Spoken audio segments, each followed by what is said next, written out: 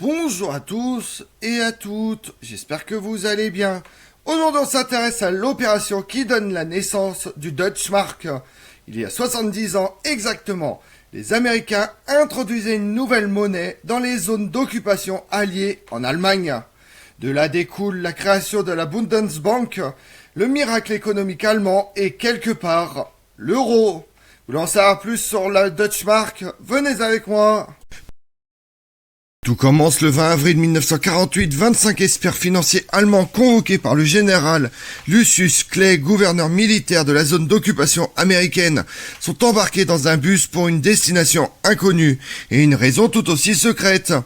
Ce n'est qu'à l'arrivée à destination, dans une ancienne caserne de la Luftwaffe, au fond d'une forêt proche de Kassel, qu'ils apprennent l'objet du voyage, la création d'une nouvelle monnaie. Isolés du monde extérieur derrière des barbelés électrifiés, les experts entendent un jeune lieutenant américain leur exposer la réforme concoctée à New York par Joseph Dodge, président de la Detroit Bank and Trust Co.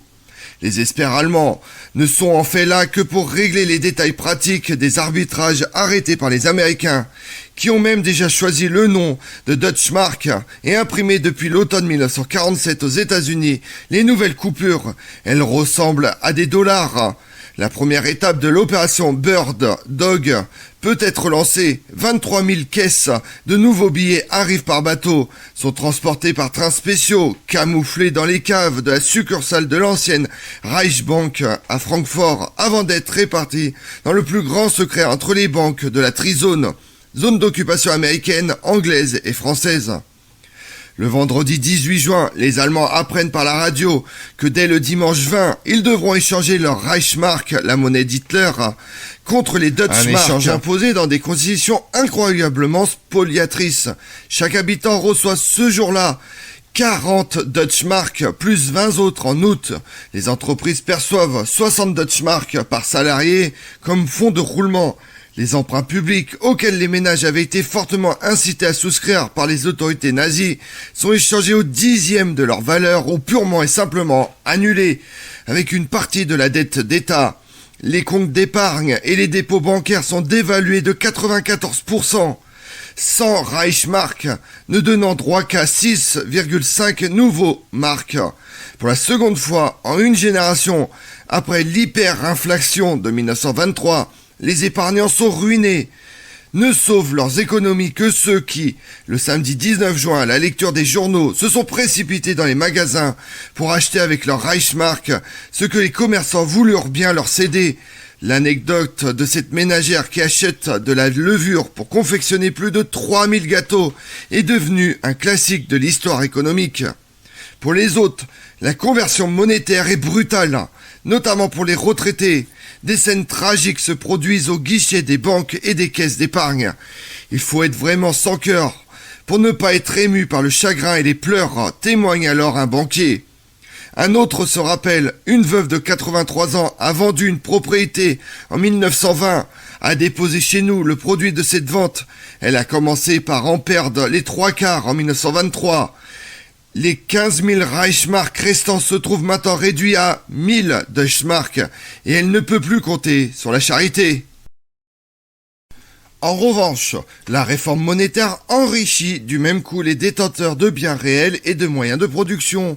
C'est un coup de pouce formidable donné aux industriels à même de produire des marchandises vendues en Deutschmark. L'outil industriel allemand était moins détruit en 1945 que le cœur des grandes villes. Enfin, outre effet profitable de l'échange de monnaie, les profiteurs du marché noir n'ont plus qu'à brûler leurs billets, alors qu'en France, le refus du général de Gaulle de bloquer une partie de la masse monétaire comme le lui a demandé le Premier ministre Pierre Mendès France, permet à l'argent noir de sortir des lessiveuses et de faire flamber l'inflation. Il est vrai qu'il est plus facile d'imposer des sacrifices à un peuple vaincu qu'à un pays vainqueur, sans compter le fait que le général de Gaulle ne voulait pas mécontenter le parti communiste qui détenait d'énormes quantités de francs et aurait beaucoup perdu en opérations monétaires. Il est permis de voir dans cette différence de traitement de la masse monétaire issue de la guerre une des origines de la différence d'attitude des deux pays par rapport à l'inflation des décennies suivantes. Obsession pour les Allemands, mal nécessaire, sinon bienvenue pour les Français. Outre-Rhin, la réforme monétaire a un effet positif immédiat sur l'activité économique.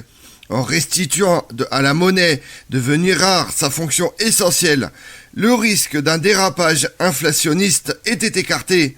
Les affaires reprennent, le marché noir se tarit, les marchandises réapparaissent sur les étals comme par miracle. Une réforme monétaire ne se traduit pas, toutefois, par une opération de simple échange.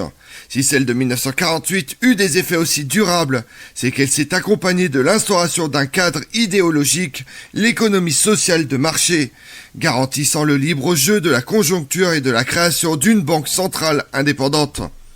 Selon la formule de l'économiste Jacques Rueff, la réforme monétaire allemande montre d'une façon exemplaire comment une économie donnée peut changer d'évolution radicalement et profondément dans la nuit, du fait d'une modification des conditions monétaires prévalentes. Qu'on se place avant ou après la réforme, on constate, la structure économique allemande n'a pas varié. Ce qui a changé, c'est le cadre institutionnel, dont la conséquence va être de faire de l'économie allemande une des plus efficaces. La nouvelle banque centrale est baptisée Bank Deutscher Länder. En marxiste averti, Joseph Staline mesure l'importance politique de la réforme monétaire, premier pas vers la création d'un État dans la trizone occidentale. Dès le 20 juin, les soviétiques interdisent l'utilisation du Deutschmark dans leur zone. Le 23, ils mettent en circulation de nouveaux billets à l'Est, et la nuit suivante bloquent tous les accès routiers, ferroviaires et fluviaux à Berlin. La population berlinoise, mais aussi les troupes américaines, anglaises et françaises, sont devenues des insulaires. L'objectif est clair, affamer la population et la soulever contre les Occidentaux.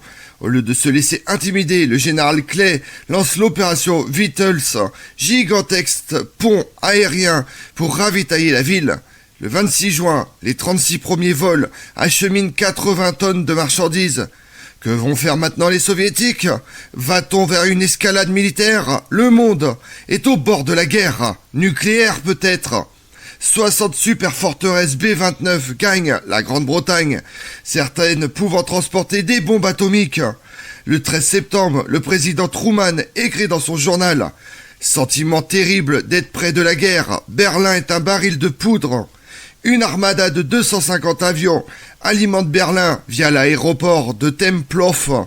Les soviétiques brouillent les contacts radio et gênent les pilotes en les éblouissant avec des projecteurs. Mais ils savent ne pas aller trop loin et contrent même avec humour une initiative dangereuse de Kleve qui envoie à Berlin un train de marchandises gardé par les GI en armes. Plutôt que de stopper le convoi, les soviétiques choisissent plutôt d'orienter le train sur une voie de garage où il reste 2 jours à l'arrêt jusqu'à ce que les GI se résignent à regagner la zone américaine. Mais le temps joue en faveur des Occidentaux. La ville reçoit le strict nécessaire par avion. Même le charbon arrive par les voies des airs. Le 12 mai 1949, après 322 jours de siège, Moscou lève le blocus.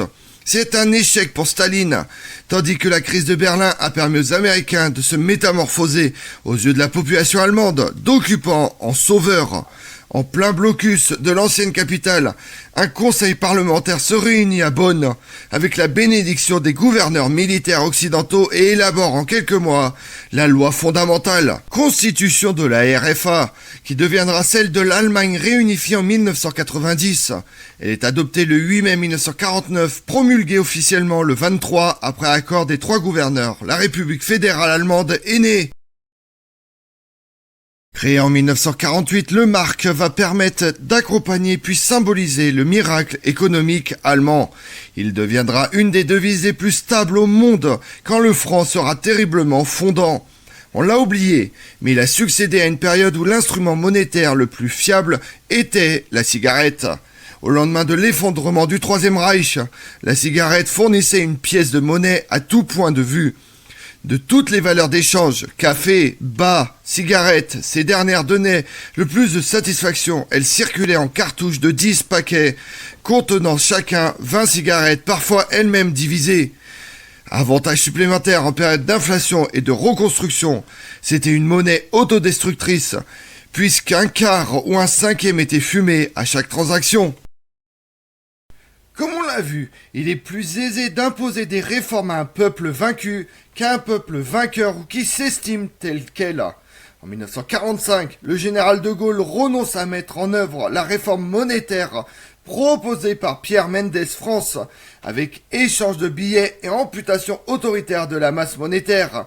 Ainsi aurait été brisée l'inflation et sanctionnés les profiteurs du marché noir.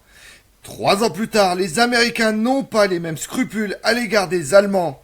Vivant dans les 3 zones d'occupation occidentale, ils y imposent une réforme monétaire brutale, mais qui se révélera la grande chance de la nouvelle Allemagne. Je vous remercie d'avoir suivi cette vidéo en ma compagnie. Si vous voulez connaître mes autres vidéos, retrouvez-moi sur ma chaîne YouTube Tout sur l'Histoire avec Damien, mais également sur les réseaux sociaux, Twitter et Instagram, Histoire Damien. Et pensez à liker, commenter et vous abonner. Je vous remercie à tous.